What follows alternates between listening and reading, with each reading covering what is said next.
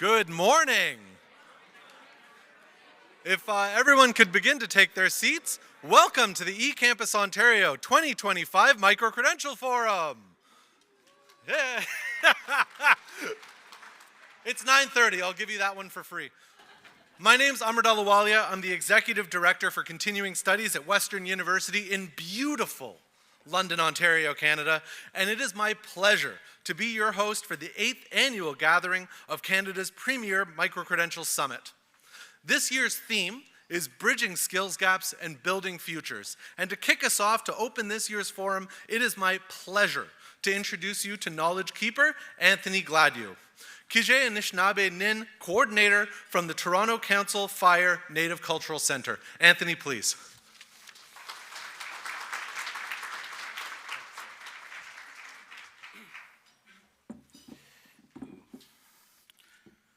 Hello, everyone. Everyone hear me okay? Okay.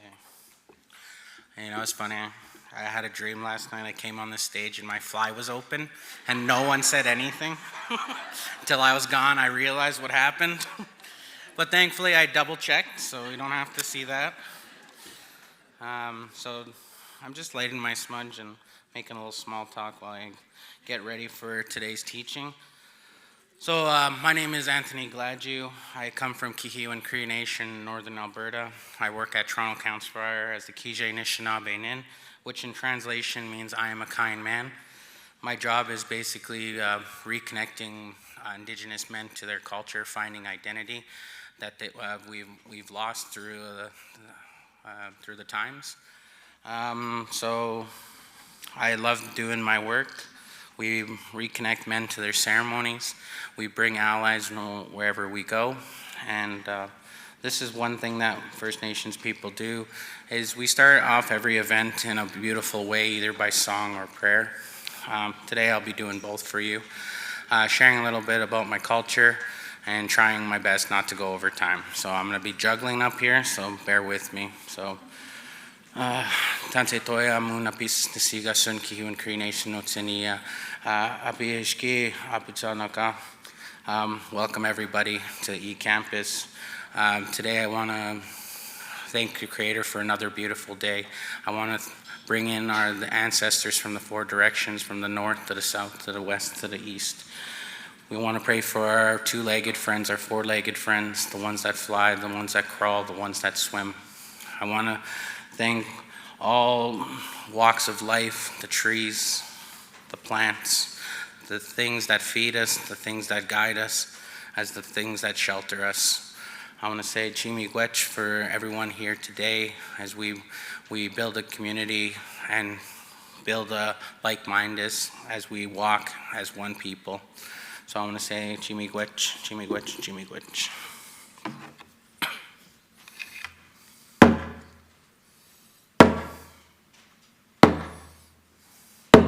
I'm not the prettiest singer, just so you know.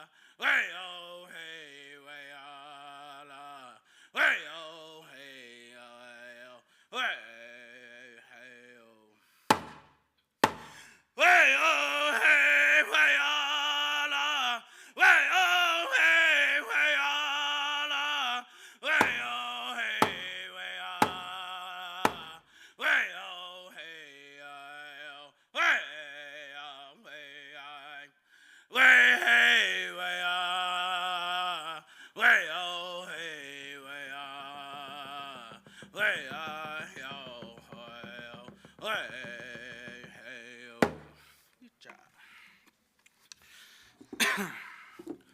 So the song I shared today, I was telling Amrit, yeah, I got it right now. I was telling Amrit that I never have anything prepared. I always speak from the heart, and it's a teaching that I got from my elders back home, is to always present that connection to the people that you're speaking to. And for some reason, Creator told me to sing that song for you.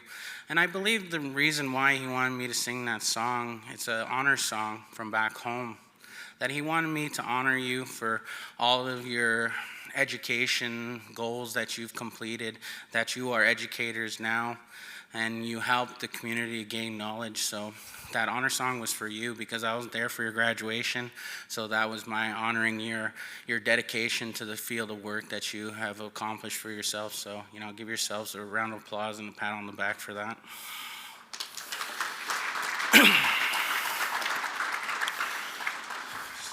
Like I said before, today is a beautiful day, and First Nations people realize that not every day is promised, that we gather here together as a community to find meaning within our own lives so that we can come together as a community.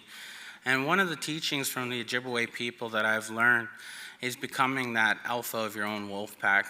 Amrit, we're talking about sometimes we struggle trying to find our wolf pack, that we do things that necessarily doesn't speak to our spirit, that we try to fit in with other people, that we should be like the wolf and be the alpha of our own wolf pack, that being ourselves is the most beautiful thing that we could ever do. One of the first things I tell my men to do is to look in the mirror and say how much you love yourself. To be able to do that is a true connection to yourself and understanding that you are a beautiful being, that everyone here is beautiful in their own way. Too far that we're told that we are not beautiful because we're too big, we're too short, too this, too that. But the First Nations people understand that we're so unique, we're so beautiful, that every person on this world is put on here just like every tree. Every tree of life is unique. Every tree of life is beautiful.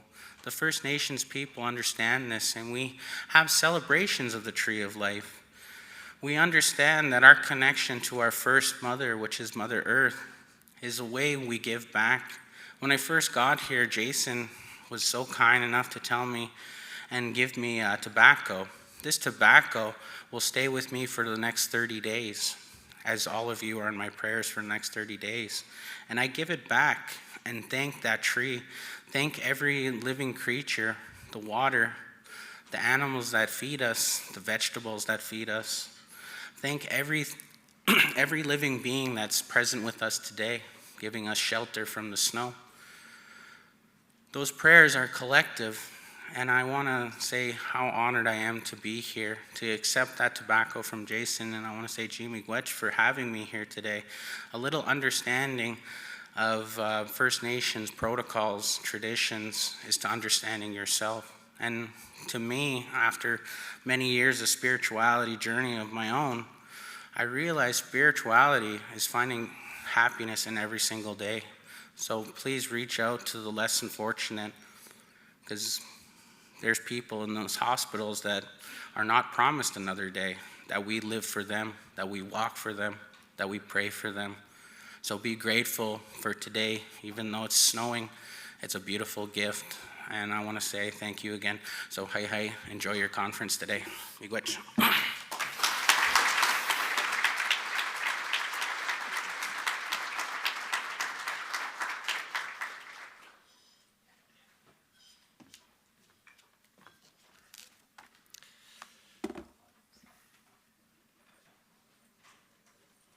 Let's go take a picture. It's my niece's 18th birthday today. I told her I'd send her a picture. She said she would log on, but I kind of doubt she's one of the 840 or so people that's logged on right now. But if you are there, happy birthday, Emily. Nimigwechwia, Anthony, Ginaskaknang, Manda Nongo Ekijep, Nimigwech Wendam Gakidyan. Really grateful for you coming here today and sharing that words and honoring us with that song. So, bonjour, Kwayan. Bonjour et bienvenue. Good morning and welcome. Merci de vous joindre à nous aujourd'hui. Thank you all for joining us at the 2025 Microcredential Forum. Over the next 2 days, we're going to explore how we are working together to equip learners and employers with the tools and talent they need to survive. Now, this work is essential. For decades, we've heard about Canada's low and declining productivity. Now, one challenge with the productivity discussion is that it's opaque. If you type into ChatGPT like I did, what is productivity, you're going to get an answer, something like this. Productivity is a measure of the efficiency of a person, system, or organization in converting inputs into useful outputs. It is often expressed as the ratio of outputs produced to the inputs used in production. Now, if you're still awake, I would suggest find an economist in the room because they can unpack this. I don't know if Michael Burt is here yet, but he is an economist, and that probably is something he can do for us. When he's on a panel tomorrow, you can ask him to tell you about that. But I think that productivity, it remains a really fuzzy concept, and fundamentally it needs a marketing makeover. It seems possible that the majority of businesses today, if they even think about productivity at all, have only a vague notion about what it means to their bottom lines. So we need to reframe this issue in ways that are meaningful. So to simplify things, think of productivity as a three-legged stool, and each leg of the stool represents investments in research and development, new technology adoption, and upskilling and training. Now, we know that Canadian companies underinvest in all three legs of that stool compared to our international counterparts. So let's start talking about how we can help businesses to compete in the global economy by supporting these three legs. And this is now very urgent. With constant threats of tariffs looming over us, it's essential to focus on how Ontario businesses can continue to thrive. Simply put, if you are an Ontario business today, you are in the business of innovation, and our sector is here to help. Ontario's Indigenous institutes, colleges, and universities are the best option to help companies de-risk investment in all three legs of the productivity stool. That's why next week, eCampus Ontario is launching Campus Exchange. Campus Exchange helps businesses tap into the combined power of our 53 member institutions. That's thousands of experts, hundreds of research labs with cutting-edge equipment, thousands of courses and programs, and most importantly, 1 million students, all who are interested in working with an employer, a business, to help them to innovate and thrive. Campus Exchange provides businesses with no wrong door into the innovation support system. Campus Exchange brings the campus to your company. Campus en entreprise, l'expertise du campus au cœur de votre organisation.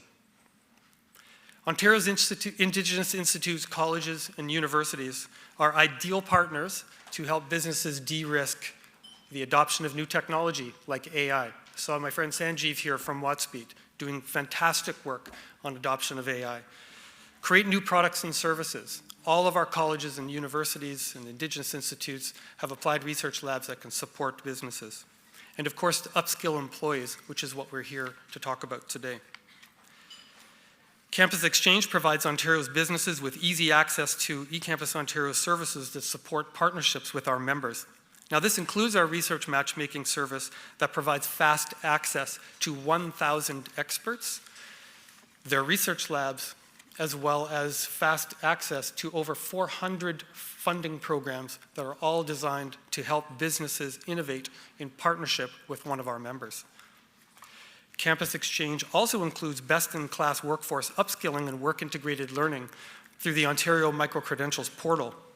This uses labor market information to ensure we get people into programs and into jobs. By working together, we are ensuring every Ontarian has access to getting the right skills for the right job when they need them on their career journey. And this makes Ontario businesses more competitive. With Campus Exchange, eCampus Ontario is helping our members not just gain new partners, we are helping Ontario's Indigenous institutes, colleges, and universities generate new revenue. Campus Exchange is a great partnership with many other organizations, including Future Fit AI, who just came up on the screen. I didn't plan that, but that's nice. The Business Higher Education Roundtable, RIPEN, Colleges Ontario, Council of Ontario Universities, and the Indigenous Institutes Consortium, and many others. Now, by launching Campus Exchange, we invite businesses of all sizes to dream a little. We want them to imagine all of the things they can achieve with the strength of 53 post-secondary institutions behind them. And this is what we will achieve together.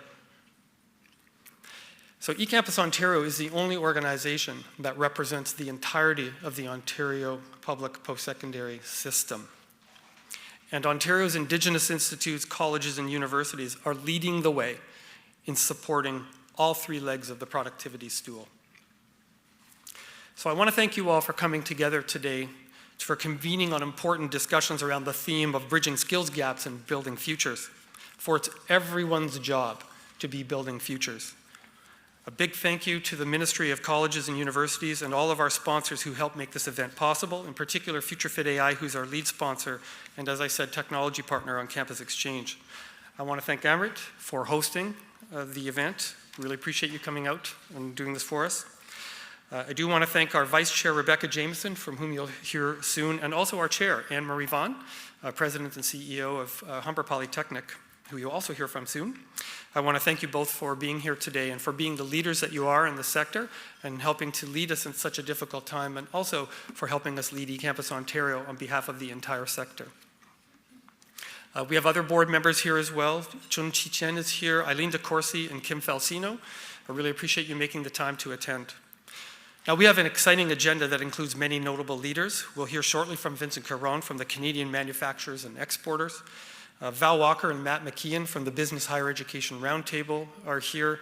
Her, of course, is the convener of choice and a convener of record for business academic partnerships. Arvind Gupta, Jeanette Hanna, and Anne-Marie Vaughan are here to talk about the economics of place. I'm really excited about this and how we can leverage our strengths for a unique Canadian competitiveness.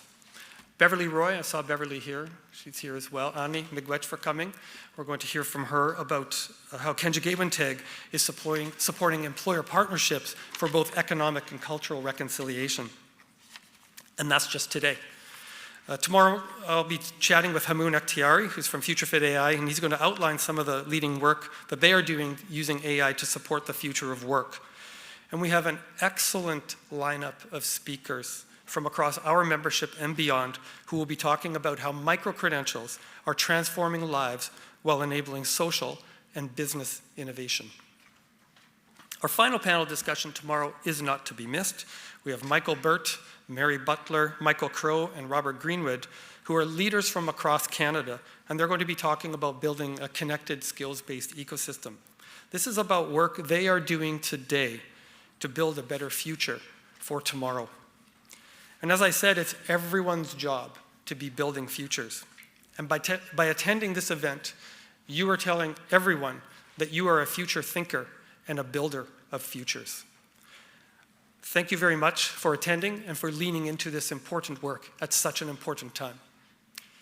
I think I'm now going to turn it over to Rebecca Jameson on our monitor. Is that true? Yes, thank you.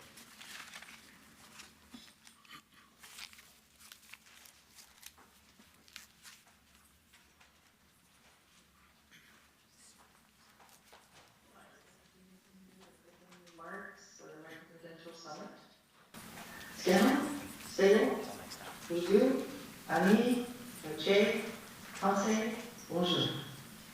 It is my pleasure to welcome you to this premier micro-credential summit, where you will explore the many opportunities ahead as we face the economic growth in Canada and navigate an accelerated pace of change.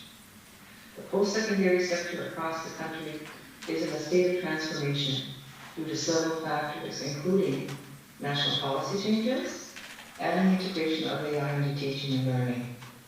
It is my view that micro-credentials can play a pivotal role in this transformation, and that post-secondary educators with micro-credentials in their toolkit are strategically positioned to help learners, communities, and industry navigate current and future challenges. In doing this, I suggest to you that we need to think global and act local to ensure our mutual sustainability. I strongly suggest that we partner with Indigenous institutes such as Six Nations Polytechnic, as these institutes are embedded in Indigenous communities with the growing population, the fastest growing population in the country. So thank you for joining us. I sincerely hope that you find the presentations and workshops inspiring.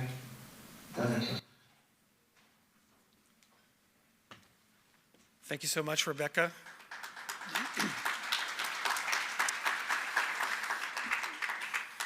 Rebecca is the President and CEO of Six Nations Polytechnic and Vice Chair of the eCampus Ontario Board, as I believe I mentioned. And I'd just take a moment to reinforce our message about the importance of Indigenous institutes and Indigenous education. I was on a Blue Ribbon panel here for financial sustainability in Ontario a year or so ago. And on that panel, we heard a lot about different types of education, international education, remote, rural, the need to educate populations, different demographics and ages and stages of life.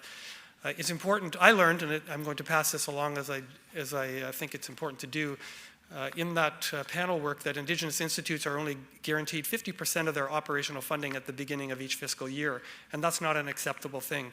So by passing that information on to you, you can now take that forward, and whenever you encounter somebody who is a decision maker in government, federal or provincial, you can remind them of that and the need to provide adequate and accessible education for all of Canada's population.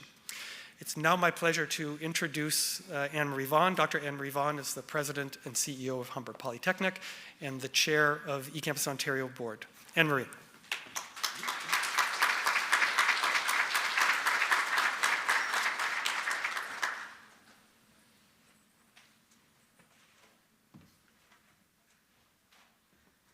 Well, good morning, everyone.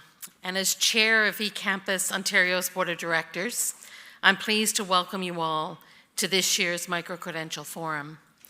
I'd like to begin by talking about some of the teachings that Anthony brought to us this morning about the importance of embracing today and such a wonderful day and our opportunities to learn from one another.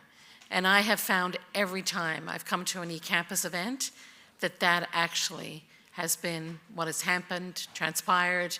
The value of the interconnection of everyone in the room is truly something to be cherished. I'd also like to begin by thanking the team at eCampus Ontario for bringing us together once again to explore the incredible potential of micro-credentials and the essential role they play in shaping the future of education, industry, and the workplace. It has been such a blessing for me to serve on the board of directors for eCampus over the last number of years, beginning during the pandemic of all times. But I will tell you that every day that Robert Luke comes up in my schedule for a meeting, I consider it a blessing. And every day I have an opportunity to talk to or speak to Robert, you can see the real value of his leadership and the entire team that works with eCampus. Robert is a thought leader way beyond the work that we do every day.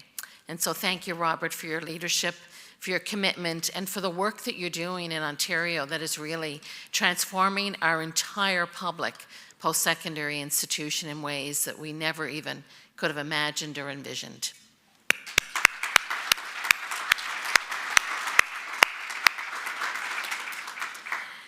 This year's theme, Bridging Skill Gaps and Building Futures, speaks directly to the challenges and opportunities we face as educators, employers, and policymakers. In a time of rapid technological advancements, evolving job markets, and shifting workforce needs, we have a responsibility to ensure that learners are equipped with the skills required to succeed in high-demand fields. Micro-credentials are a vital part of this equation.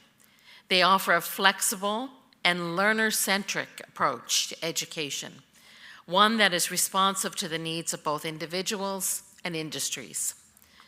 By providing targeted, skills-based training, micro-credentials empower learners to gain relevant competencies efficiently, whether they are now new to a field, looking to upskill, or transitioning to a different career. The impact of micro-credentials extends far beyond individual learners.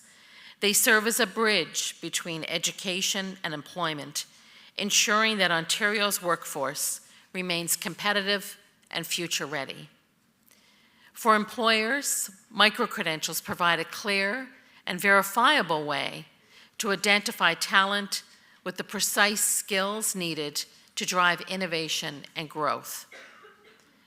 This is particularly critical in industries facing significant labor shortages, where micro-credentials can rapidly supply skilled professionals in areas such as healthcare, advanced manufacturing, technology, engineering, and clean energy. Through strong partnerships between post-secondary institutions, industry, and government, we have already seen remarkable progress in the development and adoption of micro-credentials. Programs across the province are equipping learners with job-ready skills, closing critical gaps, and fostering a more agile and resilient workforce. What's especially exciting is how micro-credentials are reshaping traditional learning pathways. They offer a new level of accessibility and inclusivity, allowing individuals at any stage of life to gain in-demand skills without committing to lengthy full-time programs. Whether it's working professionals balancing career and family responsibilities, or someone re-entering the workforce after time away, micro-credentials create opportunities where traditional education models may not. As we look ahead, the challenge is not just in expanding the availability of micro-credentials, but ensuring their recognition and adoption and integration into the broader education and employment landscape. By developing strong quality assurance frameworks, promoting employer adoption, and enhancing stackability with traditional credentials, we can solidify micro-credentials as a cornerstone of lifelong learning and career advancement. Ontario is already leading the way, and the momentum behind this movement is undeniable. But there's still more work to be done. We must continue to advocate for micro-credentials as a key driver of workforce development for economic growth, ensuring that every learner has the tools they need to thrive in a rapidly evolving job market.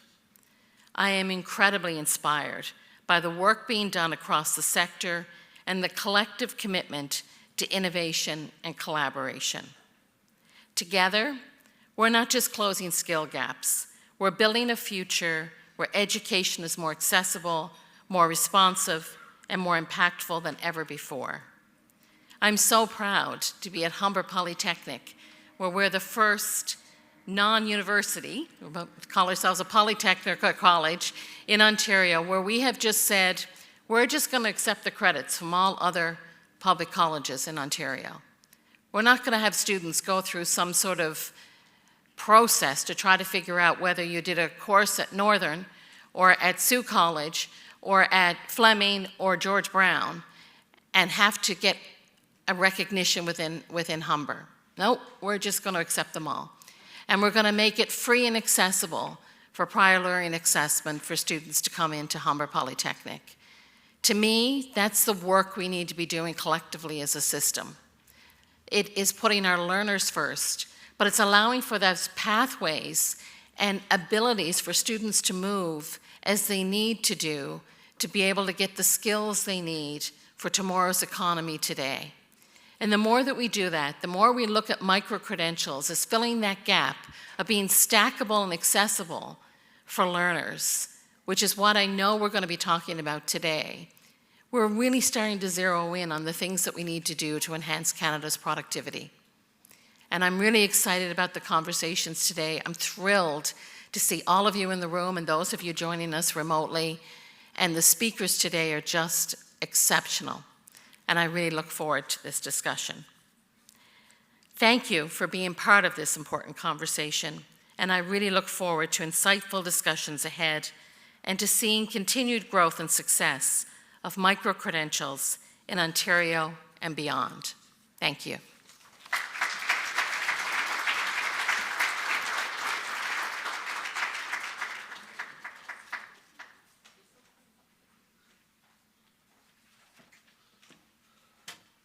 Hi, friends. I left my clicker.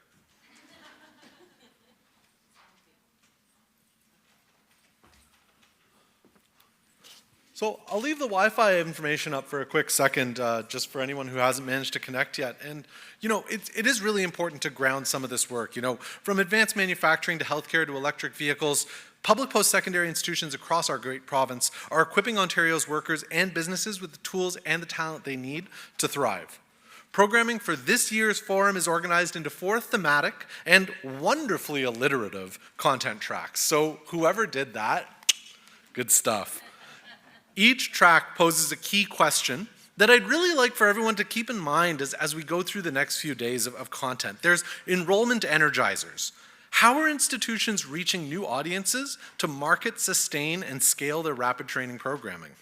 Productivity partners. How are micro-credentials alleviating skills shortages and strengthening key sectors of the economy to support Canadian productivity? Instructional innovators. How are instructors incorporating innovative pedagogical practices and future skills needs into their micro-credential programs to help learners navigate societal transformations? And finally, career catalysts. How are upskilling and reskilling initiatives enabling career advancement and transition at every life stage? These are such key questions. It's a fantastic structure for a program like this. And again, I'm just a big fan of alliteration, so 10 out of 10 work there, guys. We'll do some very quick housekeeping here, and then I do want to ground us a little bit more in the productivity gap that both Robert and Anne-Marie have set us up for. So on housekeeping, very briefly, I'll start off with some of the commitments to accessibility that eCampus has put into place. As you can see from right now, there is real-time captioning available. All sessions on the main stage will have real-time captioning to ensure that you're able to keep pace with what's being said for those who are hard of hearing or for those that may be deaf. And there is going to be a French language session later on in the program, and it will have live English captioning as well for those of us who may not be as fluent. There are dedicated tables for persons with accessibility needs. So within the room, there are reserved tables for individuals who may have other needs, and they'll be available throughout the conference. There's an accessibility point person. So Natasha is the accessibility point person who's going to be supporting anyone who requires any additional support here. If you have any need of any accessibility support, please see the staff at the front desk outside the main room, and Natasha would be more than happy to help you. For those of you who haven't found them yet, washrooms are outside this room, straight to the back, and on the left side. There's breakout rooms for concurrent sessions, and I guess very briefly we'll do emergency exit at the same time. If you're in this room, the emergency exit is there. If you're going to a session in Novella, which I think should be up now, maybe? That's prologue. There we go, Novella. You'll go straight out the room if you want to get to Novella, straight out the room, and there's an entrance to the Novella room, and the emergency exit is as marked. Beaton Hall is downstairs on the first floor. Again, you can exit this room, use the elevators or the stairs, and the emergency exit is again as marked. Super fun thing that the team has put together for day one. There's a photo booth in this exhibit area. So please go, make a memento, have some fun with it. Like, we are a very stodgy industry at times, but there's no reason to bring that to a conference focused on alternative credentialing. Our vibe is not that vibe. By the same token, when you're out there, look, for those of you who haven't met me before, my background is actually in the tech space. I'm relatively new to formal post-secondary management. Vendors aren't the enemy. when you're in the sponsor hall, talk to the vendors, learn about the technologies. There's some incredible things that our partners can do to help us grow, to help us scale, to help us think differently about our work. Please engage with our sponsors. And to that, I also do want to make sure that I'm welcoming our sponsors. First, the Government of Ontario, the Ministry for Colleges and Universities. This forum is made possible by funding and support from MCU. Thank you very much for your support. FutureFit AI is another platinum sponsor. Thank you, FutureFit AI, for your support of this event. There's additional support from CCI Learning, from the Indigenous Institutes Consortium, from ONCAT, from Lightcast, and from Pressbooks. Thank you so much to all of these great organizations for supporting this work, for supporting this industry, and for helping us have these kinds of conversations that allow us to position the work we do in such an important way. Okay, so if we want to switch over decks very briefly, look, micro-credentialing sits at the very heart of the intersection between higher education, industry, and learners. We all have this really critical role to play in establishing, maintaining, and securing Canada's economic prosperity. And if the team will indulge me, we need to be thinking very differently about productivity gaps and about the work that we play in bridging the productivity challenges, because as an economy, we can't afford to have an entire sector sort of left out of that conversation. So I believe we're in the process of, there we go, some shameless promotion is coming up. So just you wait, oh boy. It's also entirely possible I've completely misformatted this deck. So in fairness, we're gonna find out in a moment if this looks like trash.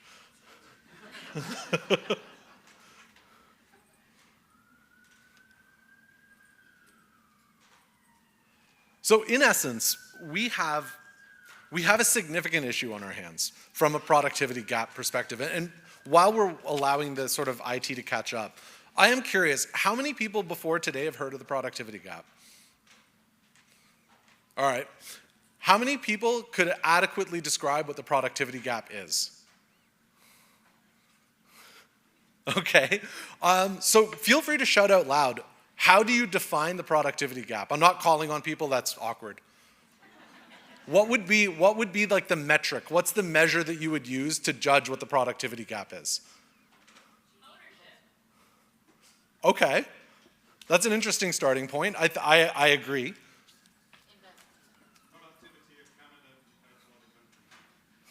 There's an economist in the room, yeah? Absolutely. We're starting to really dive into the nuts and bolts of how we start to think about the metrics that we're using to define where we are and where we're going. And the reality of it is, like, this doesn't have to be scary, but again, those of you who know my background know I come from a media background. These headlines can be really, really fun from a click generating perspective, but they don't do much to actually give people a sense of what they mean. We measure the productivity gap, as mentioned, it's a comparative metric. We're looking at GDP per hour. And the thing is, it's the tip of an iceberg. When we're talking about the productivity gap, we're talking about an economic issue that has downstream effects that can impact your day-to-day life in a very, very, very real way. And the reality of it is, it exists. The productivity gap is genuinely, it's a real thing. That blue line on the top is US productivity. The red dotted line is the G7 average, and that green line there is the Canadian Canadian productivity.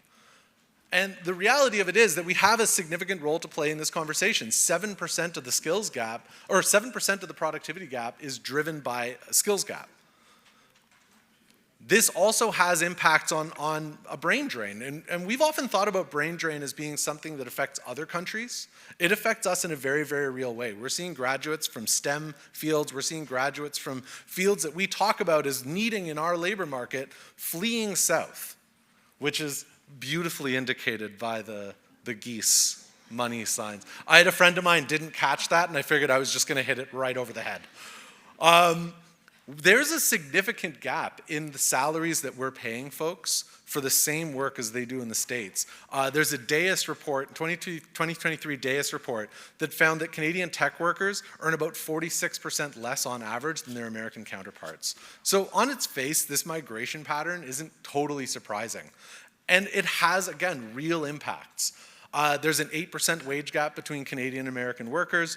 When money is invested in Canada, it earns about 35% less than money invested in the States. And the reality of it is that we're really starting to see that play out in again, very, very real ways as far as our prosperity domestically. But we can't solve it with traditional solutions, right? Often when we talk about the productivity gap, when we talk about credentialing in general, we're talking about very traditional modes of credentialing. That's not our problem in Canada. We have the highest degree completion rate in the G7. So the question becomes, how do we actually make use of some of the folks that have this education, that have this basis of skills, and put them in places where we can see greater impact, we can see greater success, and that comes from this super simple to understand chart.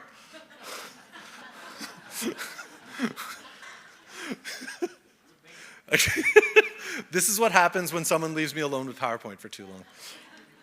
The reality of it is, we often think about the skills ecosystem as exclusively that line on the left. And it stops. And then we say, we've been successful. We measure our success rate as an industry by graduation rates. That's one box. And the reality of it is, there's so much more to a skills ecosystem. There's so much more that goes into building a skilled workforce than ensuring people are set up at the start of their lives, right? We have pathways to get recognition for folks that earn their credentials elsewhere. We have pathways to help contextualize learning for folks that already have degrees. And then once those people are in the workforce, we have pathways, we have mechanisms that are going to help them upskill, reskill, gain relevant skills, stay relevant in their jobs so that they can drive their careers forward. We have pathways to help them advance into senior leadership roles, advance into the highest echelons of our economic activity, and then we're going to continue to support them again with the same programming we already have.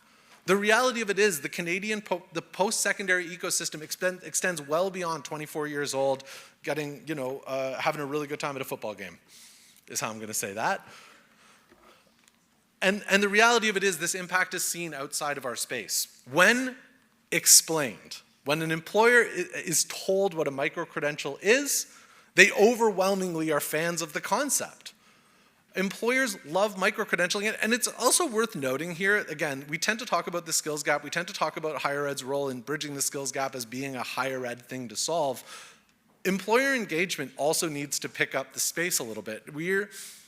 Canadian businesses on average spend less per employee on both training and on infrastructure than equivalent businesses in the United States. So as much as we have work to do in terms of rethinking how we structure our skills ecosystem, our colleagues also have work to do in terms of supporting their employees and creating those pathways back. Like employers, when explained what a micro-credential is, students love them too. They see the value in terms of translating skills for the labor market, in terms of creating pathways into careers that they're excited about. And this plays out in real ways, right? There's more than generic data points at work here. This is Jennifer Seipel. She's one of our professional development students at Western Continuing Studies. She entered the workforce directly out of high school. She had 3 kids, and her career journey is characterized by continuous engagement back into non-credit programming so that she could keep pace with her job, so that she could tee herself up for promotions, so that she could start to advance her career in very real ways, because that was the learning ecosystem that made sense for her. And we should make sure that there's access to that. This beautiful lady here, that's my mom. She's great. She really is. She's awesome. I do hope she's watching this, actually, because I shout her out a lot. My mom's great. It's not just helping to build a career, it's helping to find a path. Now, my mom, when she immigrated to Canada, she had a bachelor's degree from the University of Mumbai. She had 4 years of experience as a flight attendant with British Airways. She was medically trained. She knew what to do when a plane crashed, which is becoming more and more relevant. She knew how to engage with folks in challenging circumstances and how to de-escalate situations. Unbelievably talented, so mathematically minded, grounding in chemistry, super, super smart. Mom, I hope you're watching. So she goes to Service Canada. She says, "Hi, I'm awesome. I would like a job. What do you think?" And they said, "Oh, you're a stewardess. You could probably work at a diner." This is a common experience. This is a super, super, super common experience. I think I had a slide up earlier. 46% of immigrants that have degrees aren't working in jobs that need degrees. So what does that mean? So she said, okay, we're from Ottawa. I'm from Ottawa. We lived in Ottawa at this time. So she goes to Algonquin College. Is there any from Algonquin here? Okay, well, shout out Algonquin anyway.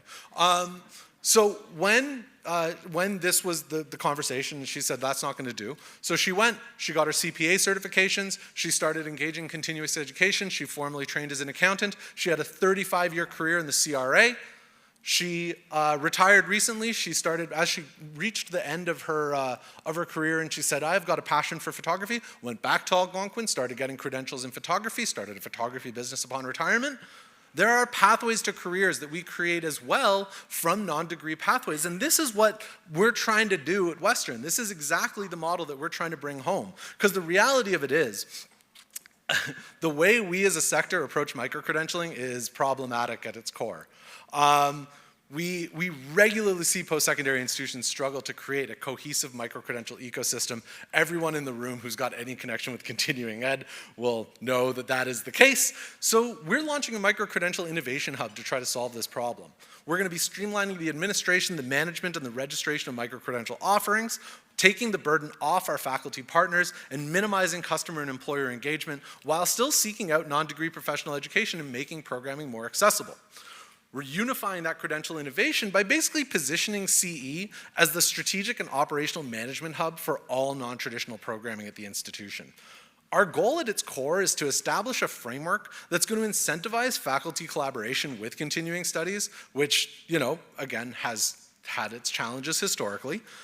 And we're going to do it with a sliding scale of revenue share so that as the faculty commits more energy to the effort, the share of revenue that they receive from the program goes up. And if they don't really have the time or capacity to engage in a micro-credentialing offering, we'll do the work and send basically a small passive amount of revenue continuously back to the faculty for their support. We need to recognize that by being a part of the university, we have to be a part of the university, but at the same time, the institution has to see the value in what we do, and we need to value that appropriately. Basically, we've got this vision for a continuing education nexus that positions continuing ed to start bringing together the key players in the productivity challenge together so that we can start solving these problems in a collaborative way. We need to actively be bringing industry learners in the institution together in a way where each party is getting what they need from each other so that we can contribute to a shared success. And very egotistically, our continuing education division sits right in the middle. So with that in mind, this is kind of the mentality that we want to take. This is the mentality we want to bring to micro-credentialing. It's not an other than, it's not a lesser than, there's no lack of rigor to this work. It is highly critical to what we're trying to achieve as a sector. It's highly critical to what we're trying to achieve as an industry. So with that, we're going to kick off our formal program, and it's my pleasure to introduce Vincent Caron to the stage. Vincent is the president of the Ontario Government Relations and Member Advocacy of Canadian Manufacturers and Exporters. We're going to be talking about Staffing Ontario's Advanced Manufacturing Plan, Lessons from Regional Industry Councils. Vincent, please.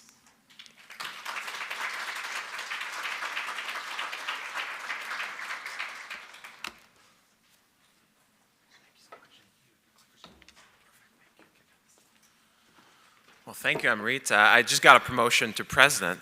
So I'm vice president, but that's okay. How's everyone doing? Everyone can hear me okay? Yeah, good. Let's try to stay on time here. So I'm here today to talk to you a little bit about industrial strategy.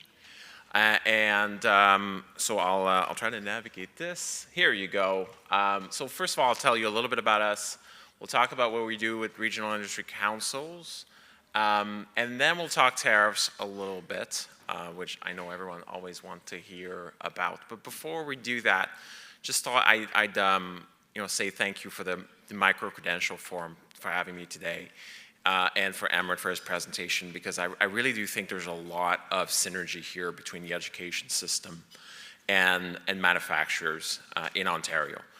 We live in turbulent times. We see change happening every day in terms of what other countries do to support their industry, or how they perceive our industries, or which country wants to make us part of their country next. And I thought I'd give you a little bit of context from CME. I think ultimately we are all talking about the same thing. I thought that triangle you showed was perfect. we need to inform what the school sector is doing. So what colleges, universities, even high schools are doing with what industry need, and so that's what we've been focused on. So before talking about that, CME is about as old as Canada. We've been created in 1871, and so when we were created, really Canada was in that space, a space not dissimilar to the space we were in today, where we had free trade with the United States for about a decade. And now Canada was articulating an industrial strategy to grow itself east to west. Coming out of the relationship, the free trade experience with the Americans, with a certain level of anxiety about what would happen next with the U.S. So I think today we find ourselves, 150 odd years later. We've grown our economies. We are a wonderfully diversified manufacturing economy, but somehow we're back to this sentiment of we have to pull together in Canada, and we have to be a bit more resilient and do a little bit more ourselves.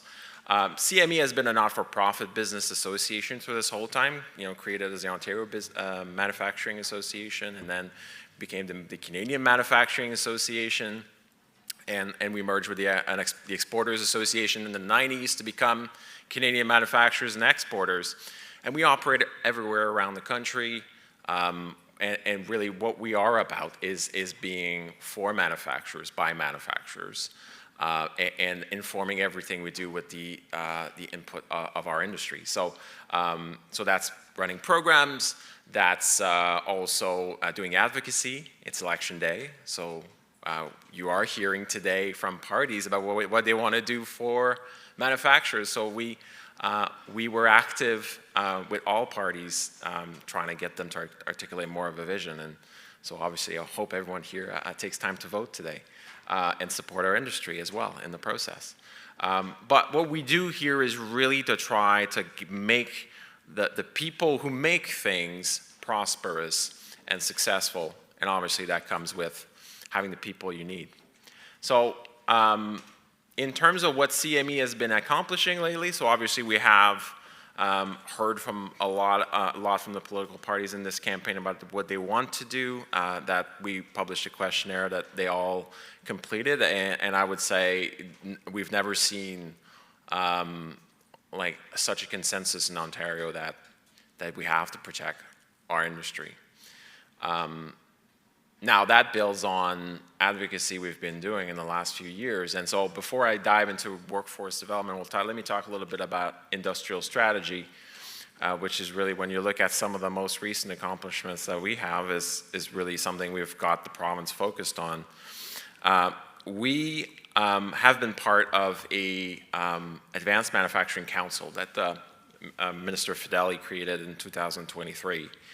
And that was a group that had obviously industry association like the Ontario Mining Association, the Aerospace Association, and ourselves, and also representative from Peter Fries from Windsor University, and David Cassidy from Unifor, now the Skilled Trades Advisor.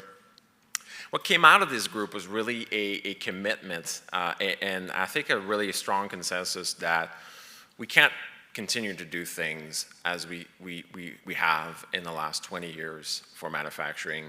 I think Emirates showed very potent statistics about productivity. And in terms of investments, we're off of a 20 years of downward investment in manufacturing. And that may seem a little bit remote, but when you don't have the level of investment that maybe you see in the United States or even places like Mexico, that means companies are not putting in the money for the most up-to-date tools for their workers.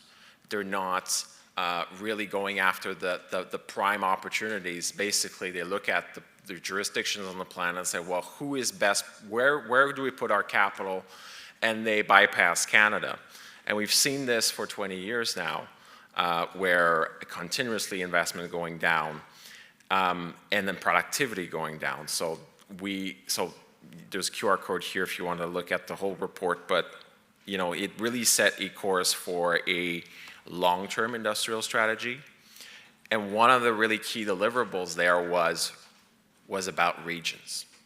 And I think that's really what you're all focused on, is you all have your own institutions, you have your businesses around you, and this is where the real work is in terms of workforce development, is how do you help those businesses in your region? So that document recommended really strongly to have regional groups focus and regional workforce strategies that are more than just ad hoc, than just us doing, every institution doing a thing on their own. I think it's just coming together regionally. So we have, we then had that report in November, and we had a commitment from the Ontario government in the fall economic statement to establish what they call an Advancing Ontario-Made Manufacturing Plan. And a plan over 10 years, which may sound ambitious, but in terms of creating the stability we need for investment, we really do need to get out of the cycle of parties every 4 years trying to do an education policy and then the next government doing something completely different. It's really to bring some stability in how we think about our workforce development and give ourselves some runway to do that. So we got that commitment from the Ontario government, and really the objectives that they set was to grow the sector, so the Ontario manufacturing GDP by 20% in the next 10 years to $120 billion. And so when that commitment was made last fall, people were thinking, well, we could totally do that. We have new investment coming in auto. There's a life science strategy. There's a lot of momentum in manufacturing that we haven't seen before. But obviously then there comes the threat of tariffs, and all of a sudden I think people are realizing that we do need to pull together to make sure we continue growing our sector. It's maybe not as easy as people thought initially that would be. So what is a regional industry council? So before, I'll just speak to this for a moment. So we had these groups before, and for a couple of years ESDC was active with us, and that work went away, and so we really try here to focus on Ontario. But essentially what it is, it's a group of people meeting regularly in a province. It's manufacturers, local schools, that's secondary education, that's colleges, that's universities, and then regional workforce development stakeholders. We have governments at those tables. We had Skilled Trades Ontario. We've had representatives from organizations like Skills Ontario, which support development, skills development in the province, the Ministry of Labor, and we started with piloting one group in southwestern Ontario in 2023, and then came back this year with a more comprehensive rollout. And so what the first report really looked at is a couple themes. So just to get through them quickly, technology. We see that in manufacturing, we're at the stage where we have to integrate all the most modern technologies in manufacturing. That's robotics, that's connected equipment, that's AI. The most productive jurisdictions on the planet, if you go to Germany, you go to Japan, there is there's an embrace of advanced manufacturing in the sense of going beyond having things done in the physical world, but leveraging the virtual world to really connect together all the assets you have in a plant and being able to pivot in real times for different types of products. One example I'll give you is, I was visiting the Toyota Cambridge factory yesterday, and you look at their production line, literally it is completely pulled by what the dealerships are ordering from them.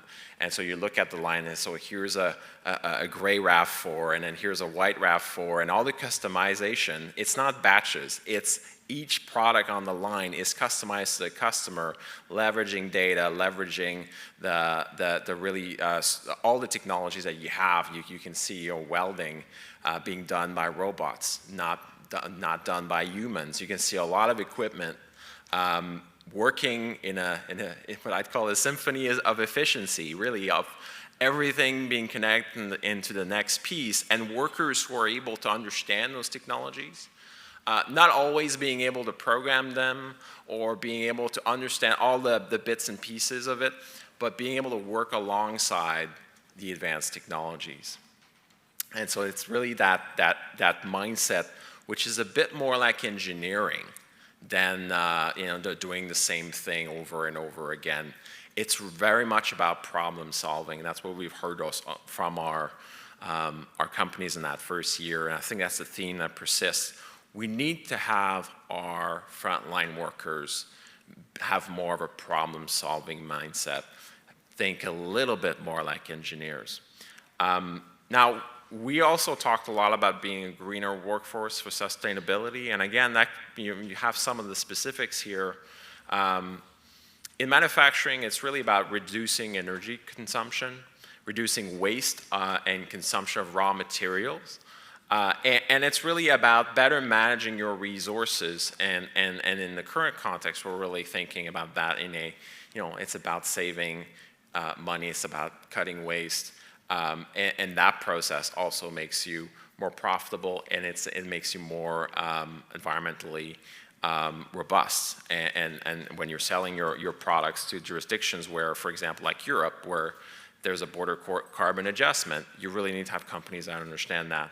And then, we do talk a lot about attracting the workforce of the future, so basically making sure that people choose manufacturing as a career, overcoming the biases that people have on that, and collaborating on market-driven outcomes, so really tracking that for the long term.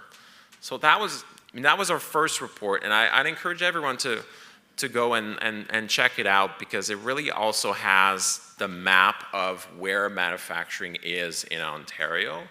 And I think that's important for people to understand which subsectors are near you when you're kind of thinking about education programs. So there's a lot of that data in that report. So where are we in 2025? We are in a much more uncertain time. I think there's a lot of enthusiasm in the last few years coming out of the pandemic in growing manufacturing in a way that, we grow the EV supply chain, we get into deeper into critical mineral processing, and all of that would really, frame Ontario as the supplier of choice of green products for the planet, for the world. But, now we're thinking of a lot more of uncertainty in terms of investment. So what we did is we're able to go a lot deeper into the regions. So we had 13 sessions, and we have a few more planned. And we've been in Eastern Ontario, and we've been in Northern Ontario, and we've been to Windsor. And, there's a lot of interesting takeaways from these discussions. The first is, earlier I was talking about Industry 4.0 and, how the technology is sophisticated now, and you need to work with robotics, and you need to work with AI, but actually, when you talk to people, to manufacturing leaders, it tends about what do you need in the business, like what the new workers you get, what do they lack? A thing that really comes back is concrete, accessible workplace skills. It's things like time management, like showing up on time, teamwork, communication. That feeds into problem solving, but I think there's an interesting stream of work that is about how do people behave in the workplace. And so you hear that and you're like, well, it's almost like basic social skills, basic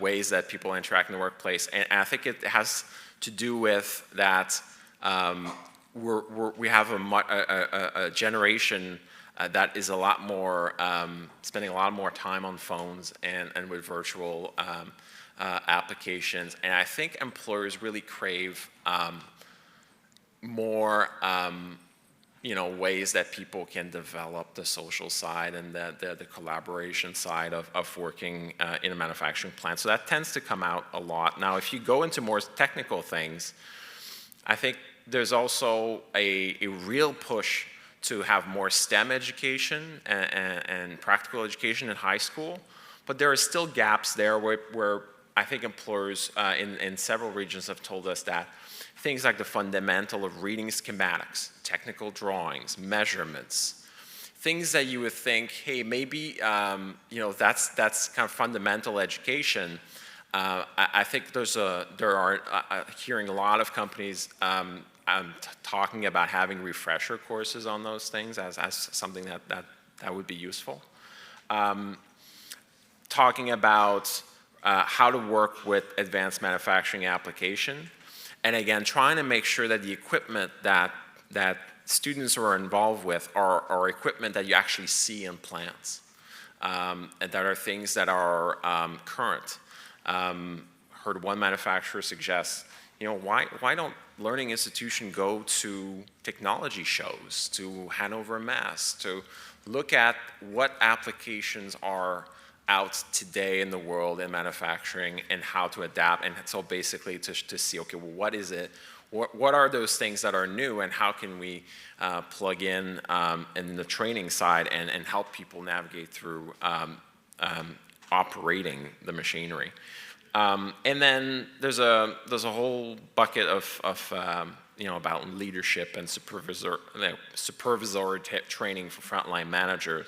Again, something that came up in some of our surveys and discussions. So we are running a survey that builds on our roundtables.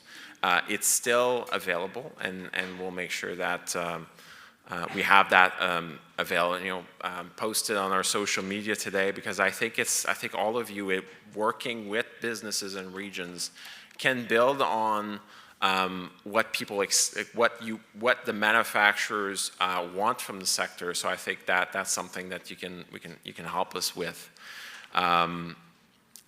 Yeah. So now there's other takeaways that we heard from companies that really about ongoing need to educate youth, teachers, parents, and influencers on benefits of their careers in manufacturing. There's real understanding of the value of on-the-job training, but often a lack of capacity in terms of navigating a busy production schedule and then having offering those opportunities for co-op internships and apprenticeships. And so the portal that the micro-credential, the career exchange portal that I've heard earlier today is certainly a great initiative for that. And then finally, funding comes up obviously a lot in the wake of the international student changes that the federal government implemented. And we have to find ways to address this in a targeted way, again, looking at the needs of our employers. Okay, so now we'll talk a little bit about tariffs. We all know that it's something that has been really topical, and I think in a sense is depressing a lot of our conversations. People are being a lot more cautious, and we know that a substantial economic impact is expected from it if things go through. Now there's a bit of tariff bingo happening right now every day. Is it reciprocal tariffs? Is it still aluminum? Is it across the board? What date is it? So every day there's a new letter, there's a new date. Now, and that's admittedly the worst case scenario, but we can see, anticipate substantial impact on GDP from this. When we're kind of drilling down, and this is Deloitte data, if we drill down per sector, things like transportation equipment, metals, machinery will certainly be impacted. But it's important to maybe put things in context that, especially when you're thinking of transportation equipment, the integration of the industry is such that you're talking more about lowering output than about really moving assets that are, billions of dollars, factories that are very large, very expensive, and cannot be deployed in an instant across the border. And telling the story that a car, there's no such thing as a completely American car and a completely Canadian car or Canadian plane, that there is a very intricate supplier network that feeds into those things. Now, we did run a survey back in December, which found that nearly 90% of Canadian manufacturers anticipated a negative impact. So how are they responding to this? I think you're probably going to see a real acceleration of trade in January, February, March as people try to race goods across the border. There's a real depression of investment, and we are seeing this right now. But on the workforce side, I think people are still a bit more on the sideline. I think hiring freezes are part of what people are talking to us about, but the jury is out as to how that will reshape our sector. There's a lot more talk about having more resilience within Canada, and so when we think about from an education perspective, I think we have to tell our youth that manufacturing is something that is here to stay, that when we are developing minerals, there is a need for more processing around those minerals, and to me that will link to what a lot of what people have told us in northern communities is that the first step to really be into that long-term workforce planning is to think about what work you want to do. And so if there's a real acceleration of development, if there's a real acceleration of mining in those regions, there's a real potential for those processing jobs from that local investment to come back. And certainly we need those local training solutions to come with that. Just a word here about where we are with what we need from governments in that context. We certainly heard from businesses that red tape and regulations are getting in the way of investment. The biggest areas are in labor. Stringent employment standards provisions, for example, constant changes in employment standards. And so we have articulated a lot of proposals to get at that. And really what we're trying to do here is create an environment where manufacturers are free to invest and they have a more leeway to plan, and they have less regulatory barriers.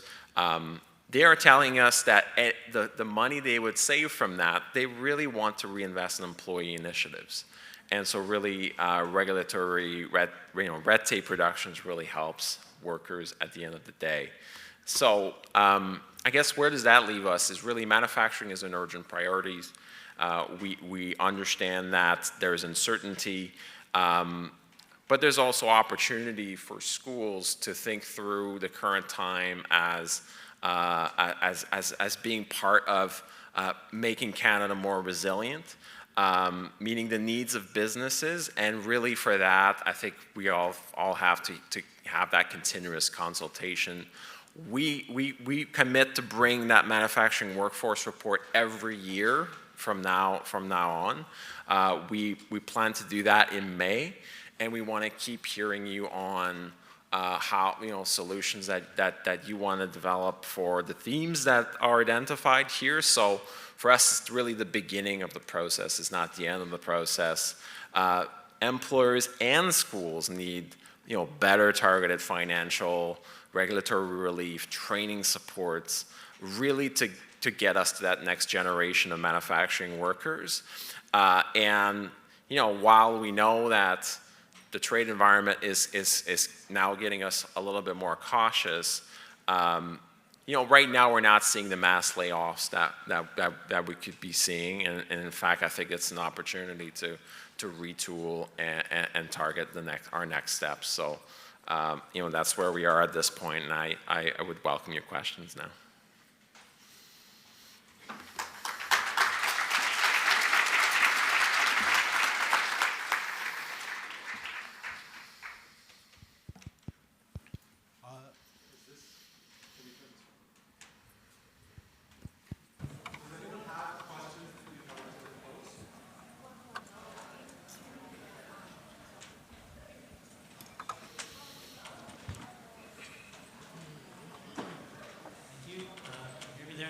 Yeah, I can hear you.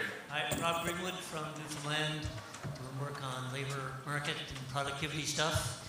Really interested in what you talked about, your regional industry councils. It seems that maybe with the current chaos, they're not advancing as quickly as you had planned. Could you do a little update on that, and how did you define regions? Well, so I think we're very much on track with this work, and we will bring a report in May. For us, regions are, we always think of Southwestern Ontario, and that's massive, right? I think we want to, as we go, continue to get closer to, city, like census, metropolitan areas where like people are really closer to where the industries are, and then so we have 5 regions right now. Really, we have Eastern Ontario, really that region from, I'd say, Kingston to around Peterborough. Thinking about the Waterloo, the broader Waterloo region, the Guelph area, which is one of the most concentrated, presence of manufacturers. The technology ecosystem in the city is really strong as well. And then, the corridor between London and Windsor, really, which is has really real strengths in automotive. In the Toronto region, really West GTA areas, Peel is really where we find a lot of the manufacturing strength. Life sciences in Mississauga, in Brampton, a lot of assembly as well, with Alstom plants and Stellantis presence, and so we've been more active in the Western GTA there. So really kind of thinking of our regions, we've tried to get closer to those, and trying to get closer to manufacturing centers, and also as we go, I think we want to continue to refine this, and the more partners we can build with this initiative, I think the more we can go granular with more regions and more input, and again being closer to institutions. We do have time for one more question. Go ahead.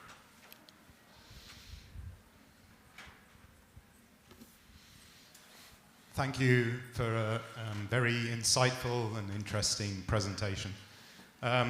One question, you're saying manufacturers are hardest hit by the tariffs, and I think it was 29% had hiring freezes. Are there any industries or areas, perhaps other than customs brokers, who are hiring because of the tariffs? We know that the ones that probably gain right now are the airlines, because everyone's flying to Washington trying to have meetings. But certainly we think about construction as, but the decreasing activity, construction is impacted as well, and mining as well. But I think in terms of manufacturing, the real key thing is that the integrated nature of the economy, and so sometimes in some cases in like transportation, there's a lack of alternatives in that 25% scenario. You're talking more about shutdowns than about like anything else. Whereas in construction, we can build houses, we can build other things, we can use, we can do other things with the assets. So. So at the end of the day, the whole economy suffers from decreased activity in one sector, because then you have those knock-on impacts. Thank you. Okay. Merci, Vincent. Thank you very much for your time. Thank you all so much.